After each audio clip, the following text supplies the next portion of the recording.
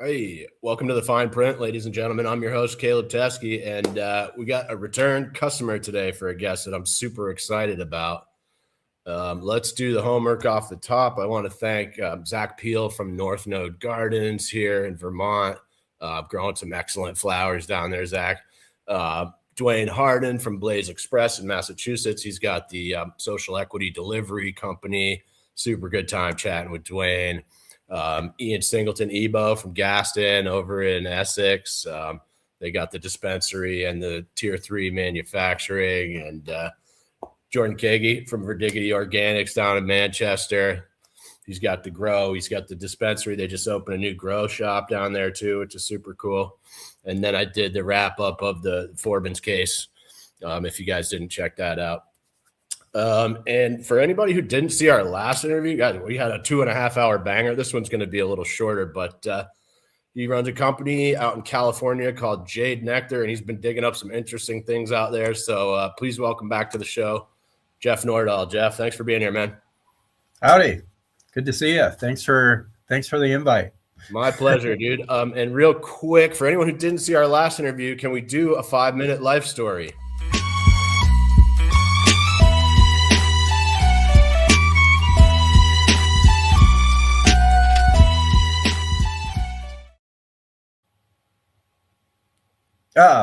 Life story. Yeah. Wow. Well, I guess relevant to this is, just I've always been a cannabis enthusiast all through high school. Then when I was 18, I went to a Grateful Dead concert. I was kind of a punk rock thrash metal head all through high school, but also into cannabis and psychedelics. And then went to a Grateful Dead concert, and that was just amazing. And being able to hang out with 40, 50,000 other people celebrating the ventures into the unknown and the mystical realms. Sorry, someone just drove up here, so I got to make sure my dog doesn't start barking too. But so anyway, have always that's my roots foundation. Have always been in that sort of counterculture and just psychedelic and cannabis state of mind. But then I kind of drift. Yeah, it wasn't really serving me that well for a little while. Like basically sort of the Ken Kesey thing is you open the door, but then if you never walk through, there's, all you're doing is standing there opening the door. So definitely it opened the door and seen a lot, but then it was time to implement some of this stuff. So I did a bunch of the things. Lots of variety, but then about 17 years ago now, I ended up getting really sick and couldn't figure out what it was for quite a while, but turned out I had Lyme disease, and at that point it was chronic Lyme disease. So I was in a pretty bad health state, and this is just my mid 30s, supposedly my prime. And I was feeling really rough for a few years.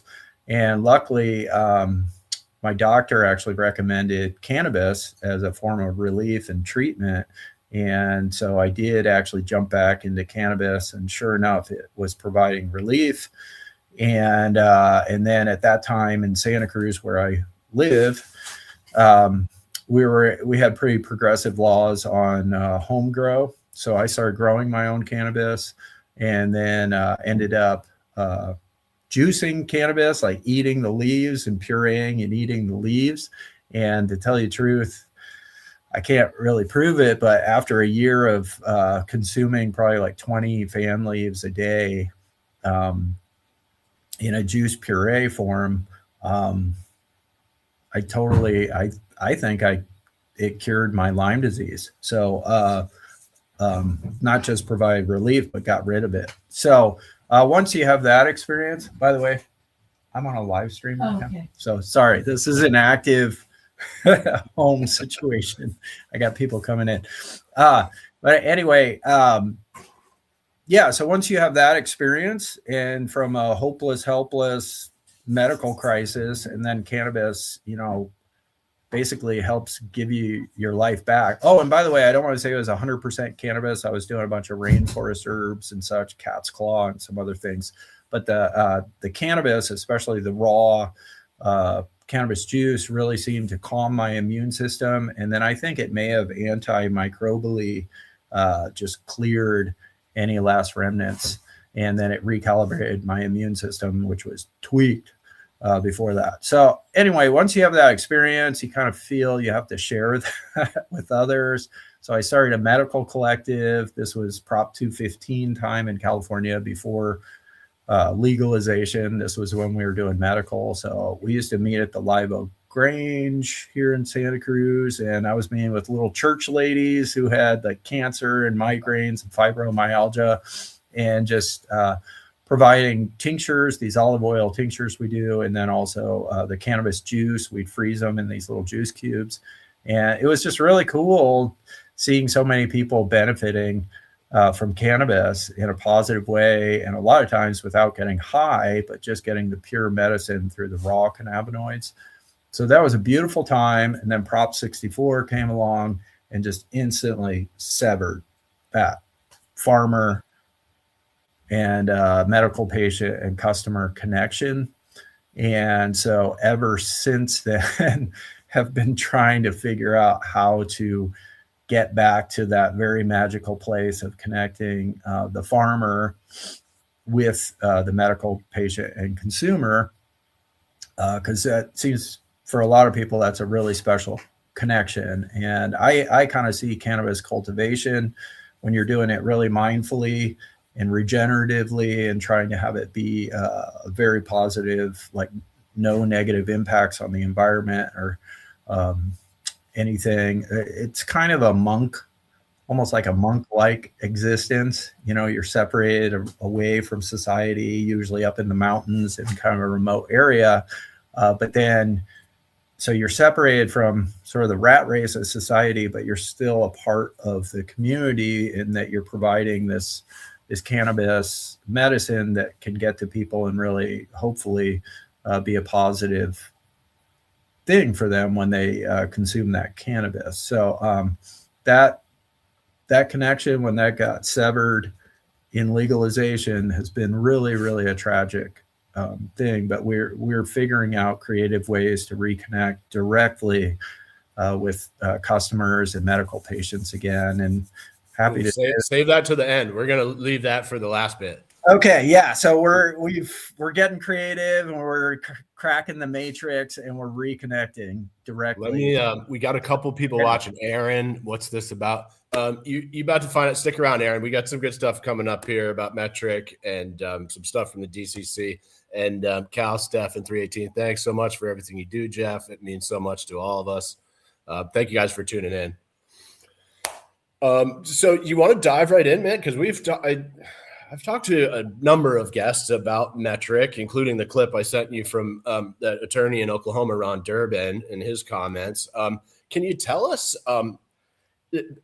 how you even started to look into this? Because what you did was kind of unique. I don't think anyone else has done that, but tell us how you dove into that, Jeff. So here's what happened. And what it is we ended up lab testing the tags. And to our surprise, they tested positive for lead, arsenic, and BPA, which are all in California Prop 65 chemicals that, you know, at certain levels should end up having a Prop 65 warning label on them. Now, there's some nuance. Can you tell people, sorry to interrupt, for people who don't know, will you tell people what Prop 65 is, please? Okay, so Prop 65 in California, basically it's a courtesy notice on products that contain certain chemicals that are carcinogens or cause birth defects and such. If those chemicals are in a product, then in California, you're required, that manufacturer is required to put a notice. It has a little yellow triangle with an exclamation, like warning sign. It says, warning, this product contains such and such chemical. It doesn't say the specific chemical, but it just says it contains a chemical that is a known carcinogen. For more information, go to prop65.com and you can read it. Strangely, all cannabis products are also required to have a Prop 65 warning on them. So like my tinctures right here. Really? I didn't Jade know Nectar that. tincture. Yeah. So we actually, it used to be a blanket statement because it was just based on, if you want to read it, I don't know if you. That's cool. I can't really see it, but that's Anyway. Why do they make you put that on cannabis products? Well, because cannabis smoke is on the carcinogen list. Oh, geez. And then also THC, Delta 9. There's a pregnant warning. I can't even read because it's so small, but it says Delta 9 THC, which can affect your child's behavior and learning ability. So it's like a warning to pregnant mothers about consuming Delta 9 THC, that there may be some concerns about developmental challenges. So anyway, it's just a warning. You can argue the science, all you want, but we are required to put that on every single cannabis product. The smokable products need the carcinogen warning and such, and then edibles require this Delta 9 developmental birth, whatever you call it. Reproductive. So according to the states, this is a law, right? Prop 65. So according to this law, should these metric tags have to also be labeled? Well, that's the question. And then I'm not an expert in this, and I didn't. So there's things called safe harbor levels for like different how much. And then technically, from my understanding, again, is I'm not the expert, and these are specialized studies, but what they're supposed to do is then do a real life forensic study based on how the article or the product is used. But where it gets really concerning is we have farm workers who handle thousands of these tags a day. And then the question, and these are just questions right now, but it turns out nobody seems to have done this study or thought to do this study after mandating for the past 8 years and hundreds of millions of these tags being used or being forced to use these. It's kind of mind-blowing that no one seems to have ever thought to actually test these tags or do any analysis. So the question is, what happened?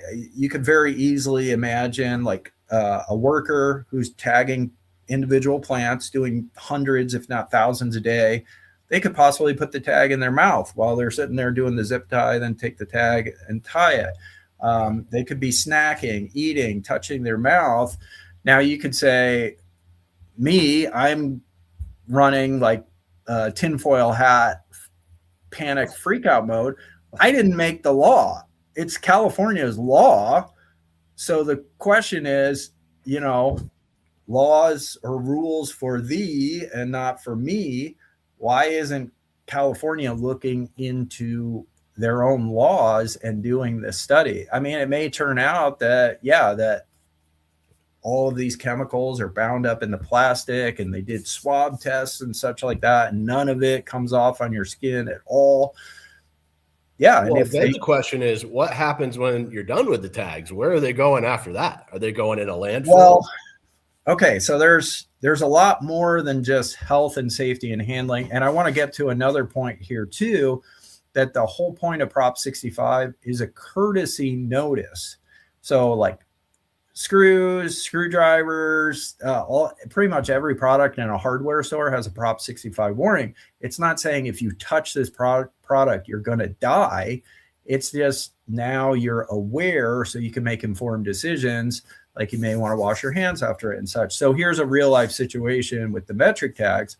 I've now talked to people who their used tags, they've been shredding them in their office because they don't want the tags to be used fraudulently or them be blamed for something. And so they think they have to destroy the tags.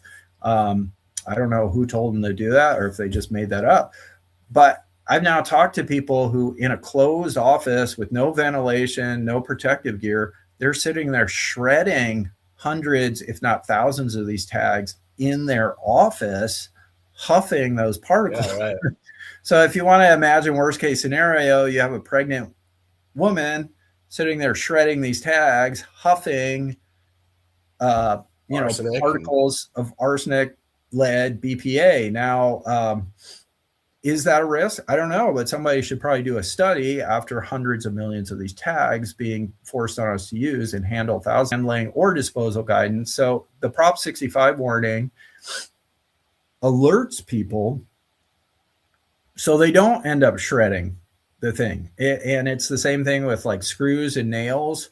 Once they started putting the Prop 65 warning on screws and nails, a lot less carpenters end up putting nails and screws in their mouth while they're hammering and then grab another one. They're like, oh shit, I didn't know they had lead and stuff in the screw, so that's probably not a good idea to put it in my mouth. So it's about informing people as a courtesy. It's not a panic, you're going to die from this product kind of thing. So anyway, so that's a question. And then there's a lot of layers to this, but then we come to the next question of proper disposal of these tags. And we're talking, this is hundreds of millions of these tags. I think California uses for the plant tags alone is like 35 to 45 million per year for the past 8 years. So do that math. And then we're not even talking about the paper package tags, which I've heard estimates that there may be 100 million of those a year. And by the way, those tested positive for lead and arsenic as well. So there's no disposal guidance on those. And now we finally got the attention of the DCC, DCC's Department of Cannabis Control here in California. But our state, California, is like, rah, we're environmentalists. We're banning plastic bags. We're banning plastic straws. Yeah, exactly. That seems like kind of a hypocrisy there. They haven't even thought of what to do. So we're importing in massive amounts of these single-use, non-recyclable tags. But here's the really trippy thing is I got an email from the DCC. They don't even know the proper disposal category. Like, are these e-waste? Are these universal waste, which requires a different set of handling? Or are they just common trash?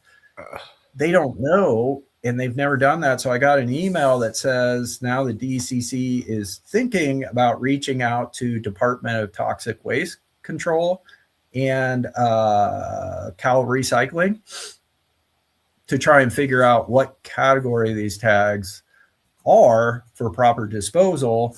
And they even mentioned that they may have to set up like take-back centers for operators to bring their used tags to take-back centers so they can be properly disposed of. The bottom line is just no one knows. After 8 years, hundreds of millions of tags, forcing them on operators, no one thought about the health and safety, like the handling of them or disposal of them. Well, so and I sent you that clip from Ron Durbin, who I had on the show a couple of years ago. I met out in Vegas, and I asked him specifically about if these tags were recyclable or reusable, and he said no. And then he said, well, actually they are, but Metric doesn't allow you to reuse them. Yeah, and here's another interesting thing. I actually have in writing from Metric customer support where their customer support told me to recycle them. And that's actually... But in California, they do not qualify as recyclable. So that's actually a violation of California recycling laws. Interesting. To be providing incorrect information to users to recycle them. Yeah, I actually have it in writing. So anyway, but now and I'm not trying to do this gotcha thing. This all started. Do you want to hear how it happened? Yes, please. Okay. So here's what happened. This is a total stoner story.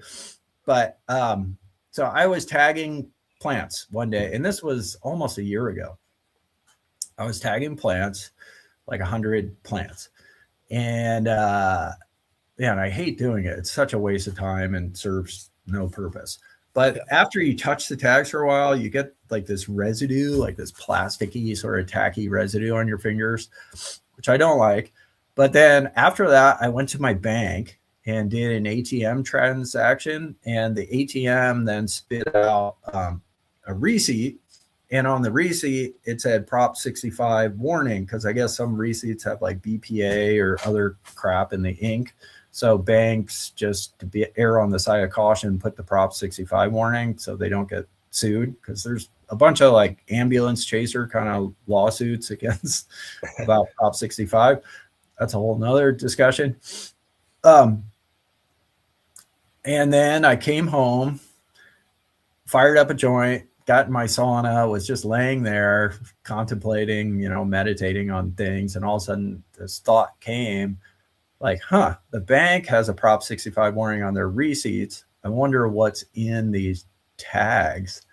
So, and I'm just a curious guy. So I contacted a cannabis lab that I'm aware of. Actually, it was the lab who did all the LA Times pesticides. Is it Josh Sweeter over there at iCal?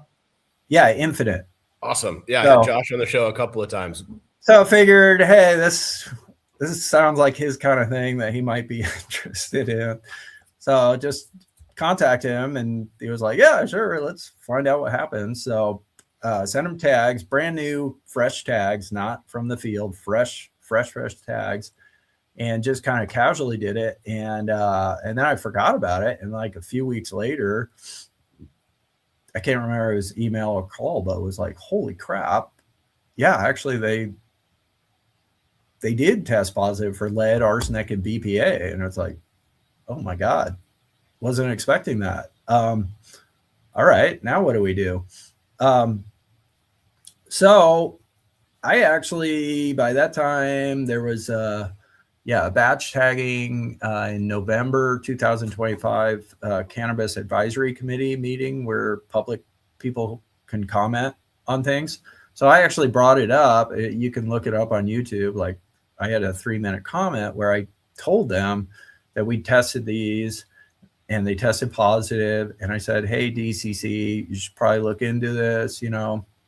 I'd be happy to share the lab results. I'd be happy to share everything. I'm not trying to gotcha or do a cheap shot here. I want to actually be your friend, like work together, that this could be a concern. So I'm happy to share all this information with you, like in a very professional, respectful way.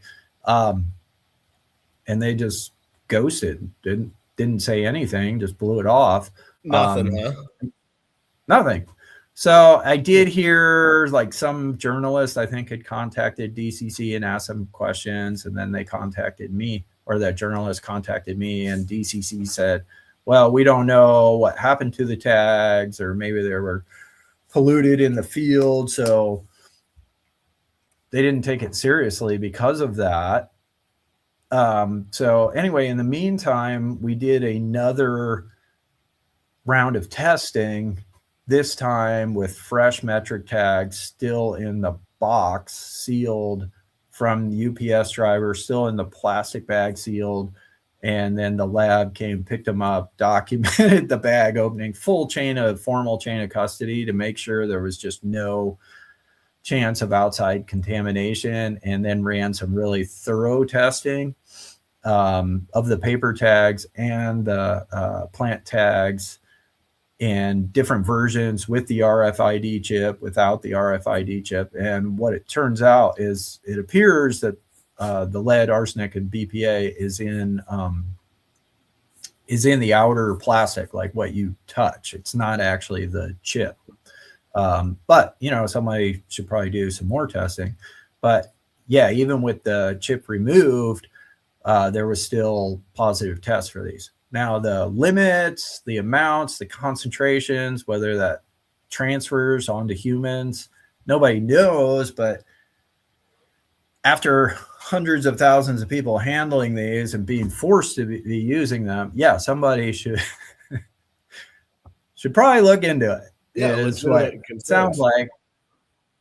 Yeah, and so anyway, it sounds like DCC is now maybe passing these off to toxic waste control and cal recycling to at least try and figure out how to dispose of them properly and in line with California law. Right. And it sounds like I just got news from someone on social media that was at a metric training in another state, but they had asked the metric representative about the, arsenic, lead, and BPA. And supposedly this metric representative said, oh, we did our own third-party testing and the arsenic was below the legal limit. So it sounds like they did the results. Sorry, did they show the results of the testing anywhere? No, it sounded like they didn't want to talk about it at all, but it sounds like at least now they've done some testing, and from that, again, this is just hearsay through a social media person reporting what they said, but they said they didn't deny that the arsenic was in there, but they said it was below the legal limit. But what is the legal limit? And different states have different limits. And then what it really comes down to is testing in a real life work situation based on real life exposure. And then when you start running 1,000 tags every day, what is that? So I don't know. I'm hoping there's not a problem, and I'm not claiming there's a problem, but somebody should probably do this test to make sure there's not a problem. Well, and I see you got some attention on this. It looked like Elliot from Catalyst shared it, and someone else I'm blanking on. But yeah, definitely. Blacklist and Trap Talk and Beard Bros and some other folks. I mean, it's definitely interesting, and it's kind of an interesting thought experiment. What if the largest cannabis product recall in history is the regulator's own tags? That would kind of be like a perfect metaphor for the last 10 years of this dumpster fire. Let me do this real quick, guys. There's 4 people watching. If you guys have any questions, I'm with Jeff Nordahl from Jade Nectar. It's like shameless slaps for your logo there. So maybe we could. I want to go on to the next topic, but keep me posted, please, Jeff, on that. And we could do a part 3 down the road. Yeah, it's evolving. It's interesting, but the good news, at least folks are looking into this, and that's really the motivation, is saying, is there a problem here or not? Let's find out, and somebody should do the studies and then make those studies public so we can all have peace of mind that things are okay. And if they're not okay, then we need to fix this like really quick. So anyway, I don't know, but somebody who does know how to know needs to figure this out. Anyway, if you got Josh on the case, he's a good guy. All right, so let's move on. These are. Sorry. Oh, go ahead. I was gonna move on to the next topic, unless you got anything else on the metric stuff. I wanted to ask about this woman who resigned from the DCC. Yeah, and by the way, with the tag thing, unfortunately, I went to the California State Fair recently where they were having the cannabis thing, and people are like, "Oh, it's the tag guy." I'm like, "Oh, great! Now I'm the tag guy." This was not like a goal in life to be tag guy, but anyway, so I'm kind of over it myself. But anyway, here we are. Okay, interesting stuff, dude. Yeah, definitely interesting. Anyway, let's. You want the DCC investigators' resignation letter? Yes, please. Tell us all about that. That was pretty interesting as well.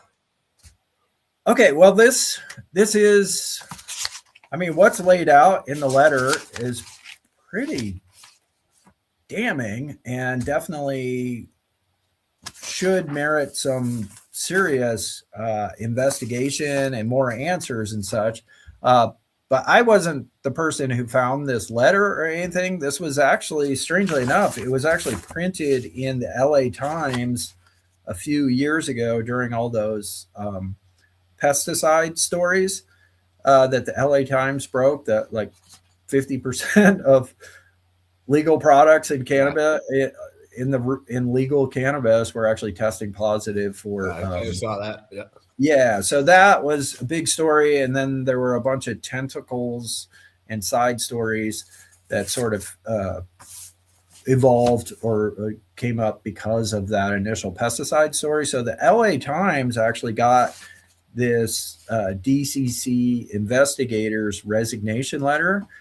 They were able to get it through, I think, a FOIA request or PRA request, like freedom of information type request.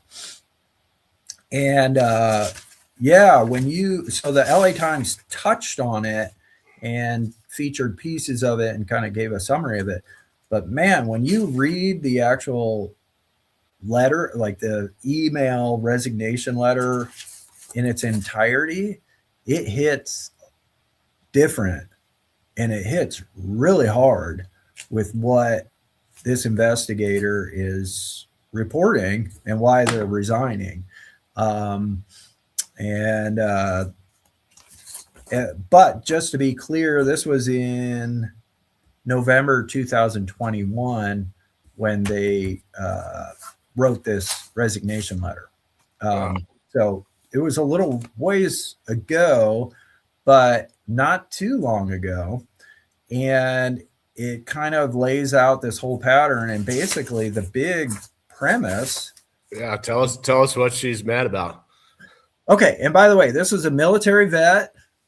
Sounds like a military vet who came back from serving, and that sounds like probably cannabis, as so many vets find cannabis to be really helpful for sort of transitioning and dealing with their experiences in the military. So it sounds like she's very pro cannabis and wanted to then apply her skill set to helping the California cannabis industry, prosper and thrive. And she thought, as an investigator, what she was signing up for was to actually try and get rid of, illicit stuff and bad operators and things that were sort of polluting the legal market and the fair market and such. But what she ended up finding, this is just really interesting. I printed this. She says, I leave this role questioning whether the compliance program was or is meant to be a functional regulatory body that ensures the safety and legitimacy of the licensed cannabis market in California, or if the accusations that we are a pay-to-play system are accurate. And what she lays out is what she observed is there is a pay-to-play system going on where there's certain special operators who basically are able to import in mass quantities of illicit material and plants. And she's talking about money laundering and all these other things that certain operators, with the blessing of the state and the blessing of the DCC, were able to do these things. And also, even more interesting is, I'll just read this right here. And by the way, we're not talking about just little violations like, oh, you didn't report that 5 pounds. One of them lays out an example of one operator who had 20 tons of illicit material. That's 40,000 pounds. If you start thinking, let's say 1,000 a pound, that's $40 million. Plus, they had 76,000 illicit plants. Wow. So, and when you start thinking about 40,000 pounds, that's so sure, it sounds weird and corruption, and somebody maybe got away with something with the DCC and the state helping them, which is very concerning. But what that also did was that infused the cannabis, so illicit cannabis at 20 tons, that replaces and wipes out and floods the market with the production of over 100 small farmers production. Yeah, that's a lot. So it's not just, ooh, this special operator. That just potentially destroyed the work of over 100 small family farms who are doing everything right and playing by the rules. And then they just get the market flooded by an operator that for some reason the DCC let them import in 20 tons and 76,000 plants. And is there any specific, does she list any specific companies as the culprits, or is that just a generic? She does not in this letter. And by the way, I have a theory that this letter may actually be a whistleblower letter. Sounded like it to me, for sure. She just knew that the DCC and state would bury it. So I have a feeling she did this as a resignation letter to keep a paper trail. And then somehow people were able to find out about it and then get it through FOIA requests, because it gets really interesting here because, okay, so. Yeah, go ahead. And by the way, you can read the entire letter. I'm not trying to be like sticking it to the man or going after the DCC. I'm not trying to play dirty or anything. I just think we need transparency, honesty, and we need to have these discussions and not bury this. So I put on our website, jadenectar.com. I'd be happy to share the link where you can pull up the PDF. So what is it? jadenectar.com/dcc-resignation-letter.pdf. So, and then I'll put a link somewhere where people, you really need, if you're interested in this, you need to read the letter in its entirety. But here's another thing that's very interesting. She said a conservative estimate presented to Richard Parrott. He was the, anyway, there's some interesting stuff with that guy. And Tabitha Chavez in February 2021 valued the unlicensed cannabis entered into the track and trace system during the 8 months of the no source program. And by the way, the no source program was in the very beginning, like 2018 of Metric. Wait a minute. Did you say they're entering illicit product into the track and trace system? Yeah. No, listen to this. Okay. That's crazy. So they valued the unlicensed cannabis entered into the system during the 8 months of the no source program. I didn't know about the no source program. Like, how do you even get on the no source program list? But anyway, during the 8 months of the no source program at approximately $90 million. Ooh-wee. Now listen to this. More recently, myself and other investigators were informed that a no source approval had been granted due to the governor's recall election. We were told that this return to the sale of unlicensed cannabis within the track and trace system could be expanded even further during the recall election as well. So while Gavin, I'm just reading this. So while Gavin Newsom was facing a recall election, because I don't, if people followed this during COVID, he ended up going to the French Laundry and having like a shishi party with no mask while he's sitting there telling everybody that they have to wear a mask and stay at their home. And he's having a party. It turns out it was with I think Axiom Advisors, which is a big lobbying group that's involved with cannabis too. That's a whole nother issue. But anyway, it appears during the recall election, they revived this no source program and were allowing certain operators to import in mass quantities, what she said here, $90 million worth of illicit cannabis into the legal market. So they knew this was going on. This is with the blessing of the DCC, with the blessing of the state, coming from the governor. Wow. So what is that? And by the way, then in the LA Times piece, they said they then were supposed to do an investigation into this because that's actually illegal. And by the way, okay, so here's where it gets interesting. And don't shoot the messenger. I'm just repeating the LA Times article, and the news. But what you need to know is, so there's the governor. So Gavin Newsom, sorry, my pits are sweating. So anyway, you've got Gavin Newsom. Then there's like the Department of Business and Consumer Services that reports directly to the governor. And then they oversee the DCC. So the Department of Cannabis Control. So it goes Department of Cannabis Control to Business Consumer Services to Newsom.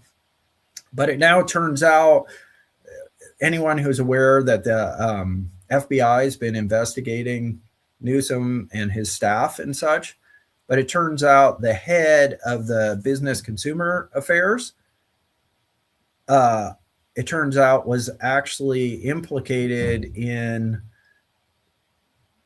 this thing where Newsom's chief of staff has already been convicted. But then the other person who was involved with it was the head of the Business Consumer Services and Housing Agency, which oversees the DCC. But she agreed to wear a wire for the FBI. This has all been reported in the news. Oh, yeah, I did see that, yeah. So this is Newsom. That department, the department head was down wearing a wire while Newsom, during his recall, is opening up this no source program for certain operators to import in over $90 million worth of illicit cannabis into the legal system. Now that's messed up on its own, but if you think of the downstream effects of what that actually did to small family farms, flooding the market, wiping out all of their production, they're sitting there working hard to do maybe 500 to 1,000 pounds for a whole season, to have all of that replaced with illicit material that the DCC state and the governor sounds like is approving. That is really messed up. And that is just, that is an outright attack on law-abiding small family businesses. It's not just special treatment for your political buddies. It actually, the downstream effect is that it has massive damage to the law-abiding small family. Well, and especially they make all these crazy rules and regulations that you have to follow, and then to find out that they're like helping people break the law, that's kind of a kick in the dick. It's insane. And then supposedly it was supposed to be investigated. And then this is from the LA Times, that the Department of Justice's Bureau of Investigations is supposed to look at it, but instead they passed it to the Employment and Administrative Mandate section, which actually defends government employees against civil things. And then and there's no records. They won't provide any information. So the investigation just got buried and disappeared and died. So who knows? This may be what the FBI is poking around about, because it sounds pretty messed up. Yeah, I don't sure know. Does. I'm just reading what the LA Times. So I'd be happy to Yeah, the LA Times piece, unfortunately, it's behind a paywall. But if you look up just contamination fears drive push to remake state cannabis agency. So I'll just hold up if anyone wants to see it. I don't know if you can read it. If you look up those words, then you can find the article, but it's behind a paywall. So I don't know. Maybe we can get it where, yeah, but you can sign up for free for like a month and have access to it and everything. So anyway, it's pretty damning, and I'm not going to say who it is right now, but I'm pretty sure, I'm 99.9% sure who this particular operator was. I got a couple guesses, but we'll leave those for later. Well, it's in Northern California. So, okay. But strangely enough, there's some interesting, I'm just reporting facts, but there's interesting stuff that this operator is also financially tied in the same business portfolio of an investment company that also this operator and then Gavin Newsom's Plump Jack Winery are in the same investment portfolio. Curious. Interesting. All right. Well, that's about all I got on that stuff, Jeff. If there's anything you want to throw in before, I want to ask you about the dispensary before we get out of here. But if there's anything else you think is important before we move on, let me know. Yeah, well, that's important. Somebody needs to look into that because it's just crazy. And again, there's always going to be little corruption things or things doing stuff here, but the real serious damage from what's being alleged by the LA Times and what's reflected in this investigator's resignation. And what she actually says is she's not resigning necessarily because of the bad she's saying this is so unfair to the small family farms. You're destroying the small family businesses who are playing by the rules. Yeah, I don't agree with state regulators a lot, but I'm with her on that one. Well, she's not. She said, I can't be a part of this. And she said morally, ethically, and legally, I think she was actually very concerned that she was involved in a criminal operation. Sure. And she didn't want to be a part of that. So she resigned and then, and don't want to focus on her. She was trying to do the right thing and it wasn't what she signed up for. And she didn't want to be a part of it. And then she went off and became an attorney. She went to law school and now seems to be doing really cool stuff. So don't want to focus on her. I think she's out of this. She tried to do the right thing and she's just moved on with her life to, help people in other ways. So, well, good for anyway. I want to, guys, it's Jeff Nordahl, Jade, Nectar. So I want to leave on a high note. And you mentioned this earlier, and I know we talked about this a little bit on the last show, but it sounds like you got the home dispensary up and running. I'd love to hear about that, Jeff. Yeah. Okay. So anyway, we have the first, I believe it's first in the nation on-farm dispensary with consumption. So it's actually just an outdoor farm. I know there is another farm that has a dispensary on it, but it's just like your normal dispensary, and it's all on the farm property, so you can like look over the fence and see the plants. But our dispensary is actually sort of integrated with the farm, and that's part of the whole experience. Just imagine, a wine tour where you go show up at the actual vineyard, drink a glass of wine, go and wander through the grapes, learn about the grapes, and then do some more wine tasting. And that's what we have set up. It's a model that's already proven out to be very successful with small wineries. So I don't know why on earth California has not celebrated this and tried to emulate that.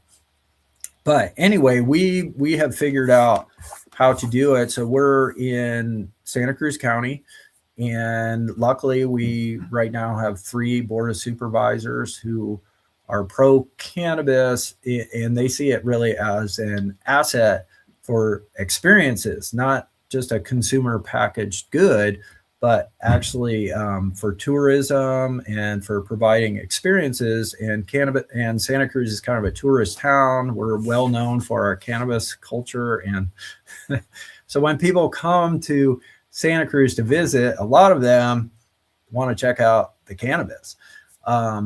So we're finally embracing that and celebrating that. And part of the ordinance, we had to be creative, but it's kind of like as a commercial, like a strawberry farm can have like a farm stand where they sell strawberries. So we're kind of structured after that. But yeah, this is a completely state licensed and county approved, fully functional dispensary, but it's only open, reservation only for tours. And what we're doing is we're actually, because our farm's kind of remote, we don't really have parking, and we don't want random people just driving up to our farm anyway. So how it's set up is you make a reservation in advance for set tour days and get a ticket basically, and then we pick you up at a location, and then we drive the whole group to the farm. It's about 3.5 hours experience, and we get to consume, wander around, look at the really beautiful plants, and then you can actually purchase our tinctures. But we're now selling the flower, and our flower, because we do all landrace varieties. Yeah, you got some really cool looking plants over there, Jeff. Oh, they're amazing, but they'd never sell in the current dispensary system. Why not? Because everyone's shopping for THC. So our landrace stuff is, some of it tests at like 20%, but a lot of it's like 15 to 20%. It gets you insanely high, like borderline psilocybin mushroom psychedelic high, but everyone still is stuck in this THC obsession. So it would never sell. And by the way, even really great growers from Humboldt and such they're trying to do, promote sun grown and such at dispensaries, but dispensaries have really turned themselves into convenience stores. If you go in, most of them, they kind of feel like a gas station convenience store, only all the products are laced with THC. So selling like artisan, like specialty unique strains like land races and outdoor sun grown and such like that. It's kind of like trying to sell Wagyu beef or fine cheese at 7-Eleven or Taco Bell. You know what I mean? It doesn't matter. Even well-intended dispensaries, just kind of the demographic of customer right now who goes to dispensaries, they're looking for more like convenience products, like we got here gummies, vapes. Let me slap this comment up from Cal Stebbins. Thanks for sticking around, Cal. The consumer isn't educated yet, but eventually everyone will only want the land race. And I for sure think hunting just for high THC numbers is silly. I've smoked plenty of really good 15s and the low 20s. You're missing out on a lot of great stuff if you're only shopping for 30s, in my opinion.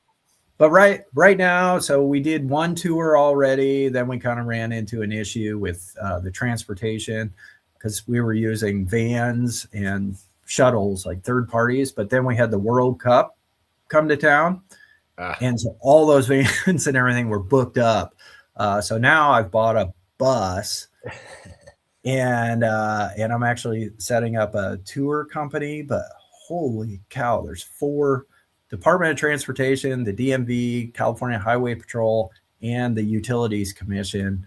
We have to register with all those. We have to have our commercial drivers actually get enrolled in drug testing and P testing. I can't drive it because cannabis is not allowed.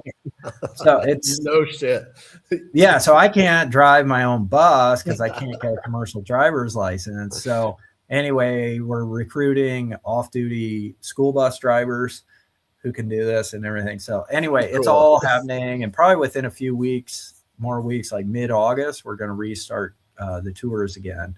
But it was cool. Like everyone who came bought their limit of an ounce of flower. We had 3 different selections at the time, and now a lot of folks are contacting me back like, oh man, I want to get some more of that.